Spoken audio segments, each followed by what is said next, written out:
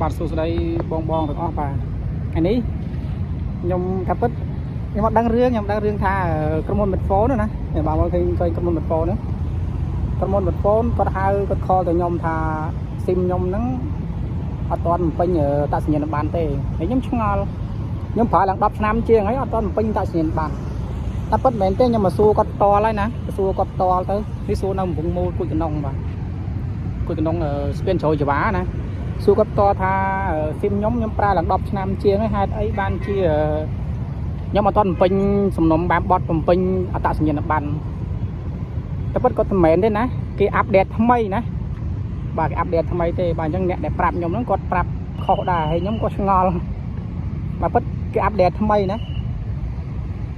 បាទនេះខ្ញុំនៅកំពង់មូលគួយកំណុងបាទកំពង់មូលឡៃកភ្លើងណាស្ពានជ្រោយចង្វាដើរលេងទីបាទSIM តែពិត SIM ខ្ញុំទិញនៅតាមខេត្តទេបាទខ្ញុំប្រើច្រើនឆ្នាំហើយដល់ពេលមកបំពេញបែបបត់ហ្នឹងនៅបំពេញបាទ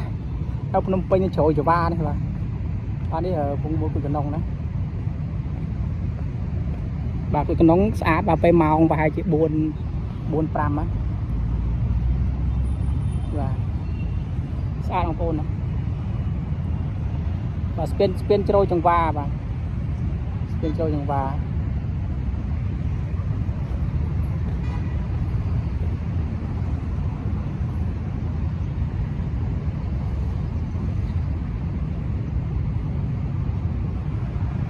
បាទនេះខ្ញុំនៅឡៃសាខា Medphone ឃើញបងប្អូនឃើញ Medphone បាទសាខា Medphone អាគេខ្ពស់ច្រើនដែរបងប្អូនណាខុសគ្នាតែប្រហែលឆ្នាំកាលទិញ SIM ប្រើដំបងអត់ទៅខ្ពស់អញ្ចឹងទេណាដល់ពេលឥឡូវបាទខ្ពស់មែនតើបាទណាហើយឡានក៏ច្រើនដែរណាឡានឥឡូវឡានទំនើបច្រើនណាដូចគេសម័យខ្ញុំទិញ SIM ប្រើទេណាមើលបងប្អូនមើលមក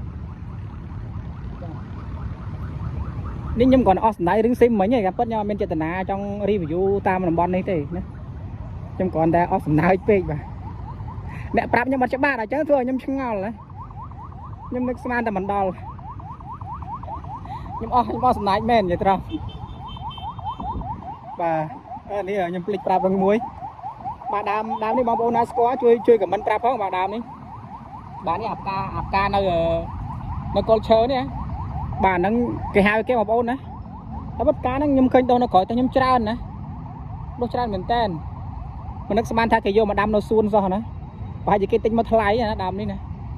មើលនេះបាទខ្ញុំឃើញនៅខាងខ្ញុំនៅក្រោយតែខ្ញុំច្រើនមែនតើណាខ្ញុំកាប់ចោលបាទខ្ញុំកាប់ចោលខ្ញុំជួចោលបាទមើលស្តៀងមើលសកូសណាចឹងបងប្អូនណាដែលដឹងដែលមើលវីដេអូនេះឲ្យដឹងថាហ្នឹងដើមនេះគេជួយប្រាប់ផងណាជួយខមមិនប្រាប់ពីខាងក្រោមផងតែប៉ុន្តែនៅទីក្រុងភ្នំពេញដើមឈើខ្លះដែលនៅព្រៃយើងមិនត្រូវការវាហ្នឹងដល់ទីក្រុងភ្នំពេញគេត្រូវការណាគេត្រូវការមែនតើមកបំពង់មូលគួយកំណុងគេត្រូវការហើយយើងអត់ដឹងយើងចេះលើងចោលកាប់ចោលនៅទីក្រុងមានតម្លៃដើមឈើខ្លះដើមឈើព្រៃទេណាលើងយកមកដាំបើនៅខាងនោះមានស្លាអីទៀតបាទអត់បានថតណាចាំថ្ងៃណាតំណែងខ្ញុំនឹងមក review ភាសាទៀតនៅកំពង់មូលនេះបាទអញ្ចឹងអរគុណបាទអរគុណដែលបងណាដែលឆ្ងល់ដូចខ្ញុំណាបងណាដែលឆ្ងល់ដូចខ្ញុំរឿង SIM ហ្នឹងបាទបងយើងយក SIM ទៅបំពេញទៅណាបំពេញបែបបត់ទៅគេចុះអាប់ដេតទៅលើប្រវត្តិរូបឲ្យយើងហើយណា SIM 97បាទអរគុណ